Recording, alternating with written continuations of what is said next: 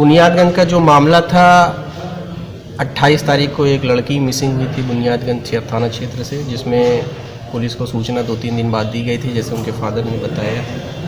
और उसके बाद जो है पुलिस द्वारा प्राथमिकी अंकित की गई। हालांकि परिवार वाले नहीं चाहते थे कि प्राथमिकी अंकित हो, लेकिन उसके बाद भी पुलिस द्वारा प्राथमिकी अंकित की गई थी।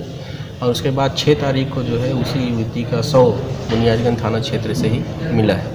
इस संबंध में जब प्रारंभिक अनुसंधान हुआ तो उसमें ये बात समझ आई है अभी तक अनुसंधान के क्रम में कि जो विक्टिम थी वो 31 तारीख को अपने घर वापस आ गई थी। 31 तारीख को घर आने के बाद उसको जो है शाम को 6 बजे घर वापस आई थी, जैसा कि उसकी विक्टिम की माँ और बहन का स्टेटमेंट हम लोगों ने रिकॉर्ड किया है। और उसके बाद जो है वो रात में फिर से गायब हो गई। उस संबंध में जो विक्टिम के फैमिली मेम्बर्स हैं उनका कहना है कि उनके फादर ने अपने एक फ्रेंड को बुला के विक्टिम को उसके साथ भेजा था। और उसके बाद 6 तारीख को उसकी डेड बॉडी मिली है। डेड बॉडी जो 6 तारीख को मिली है वो देखने से 5 से 6 दिन पुरानी लग रही है प्राइमा फेसी। अभी पोस्टमार्टम रिपोर्ट हम लोगों को नहीं मिली है। तो इस पूरे मामले में अभी तक ये स्थिति स्पष्ट हुई है कि विक्टिम के फादर ने अपने फ्रेंड को विक्टिम को भेजा। अंतिम समय में वो जीवित उन्हीं के साथ देखी गई है। इस आधार पर फिलहाल हम लोगों ने जो विक्टिम के फादर हैं, मदर हैं और जो उनके फ्रेंड हैं उनको डिटेन कर लिया है। विक्टिम के फैमिली मेम्बर से पूछताछ के क्रम में जो बात आई, जिस लड़के के साथ जाने की बात आई, उस लड़के को भी पुलिस ने डिटेन कर लिया है। और अन्य 1-2 जो संदिग्ध लोग हैं उनको भी पुलिस ने डिटेन कर लिया है। इस मामले में आगे पूछताछ चल रही है। सर क्या है ऑनर की मांग? अभी तक जितनी बात सामने आई है उसमें प्राइमा फेसी हम लोगों को यही लग रहा है कि मामला कहीं न कहीं परिवार के सदस्यों द्वारा ही इस घटना को कारित किया गया है। इतने इस लड़की के इंसाफ के लिए कल आपने भी देखा, हम लोगों ने देखा, हजारों की संख्या में लोग आए। शायद गया में पहली बार इतने लोग एक साथ कैंडल मार्च निकालते हैं। एक प्रेशर पुलिस पर है जो जल्दी इस मामला को देखा जाए, क्योंकि शुरुआती दौर नहीं, हम ये आपके माध्यम से कहना चाहते हैं कि इस तरह का प्रेशर बनाने से कोई जो है कई बार गलत काम भी हो जाता है, इसलिए इस तरह के प्रेशर की ज़रूरत नहीं है। फ़िलहाल हम लोग पूरी संजीदगी से मामले का अनुसंधान कर रहे हैं। कांड के पूर्णतया उद्भेदन के लिए एडिशनल एसपी गया, एसडीपीओ वजीरगंज, एसएचओ मुफस्सिल, सीआई मुफस्सिल, एसएचओ बुनियादगंज, महिला सब इंस्पेक्टर और टेक्निकल सेल की टीम का गठन किया गया है। और मेरे स्तर से भी कांड की क्लोज मॉनिटरिंग की जा रही है, इसलिए हम लोग पूरी तत्परता से कांड का पूर्णतया उद्भेदन करेंगे जल्दी ही। और प्रेशर है सच पुलिस नहीं फील कर रही है, लेकिन हमको लगता है कि सोसाइटी को भी कुछ समय हम लोगों को देना जाना चाहिए। सर लास्ट में बुनियादगंज थाना प्रभारी जी पर कई आरोप लगे। शुरुआत में उन्होंने ध्यान नहीं दिया, आपके निर्देश के बाद गुमशुदगी का मामला दर्ज नहीं, हम आपको ये बता दें कि ऐसी कोई बात नहीं है। विक्टिम की फैमिली ने किसी भी तरीके से हमारे स्तर पे हमको अप्रोच नहीं किया था, ना उन्होंने एसडीपीओ वजीरगंज को अप्रोच किया था। विक्टिम के फादर से अभी हम पूछताछ करके आ रहे हैं।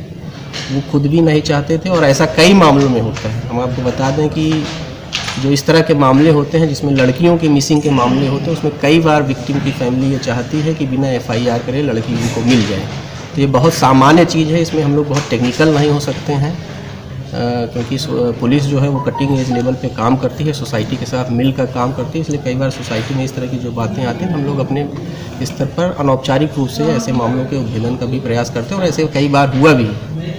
तो इसलिए इसमें ये कहना कि लापरवाही है। अब ये क्योंकि घटना इस तरह से हो गई इसलिए कहना ठीक है, लेकिन अभी तक तो जो फैमिली मेम्बर से जो हमारी बात हुई है, और उन्होंने ना तो एसडीपीओ वजीरगंज को अप्रोच किया था ना हमको, हम दोनों लोगों को ही मामले की जानकारी 3 या 4 तारीख को सोशल मीडिया पे कुछ मैसेजेस सर्कुलेट हुए थे, उसके आधार पे हुए थे।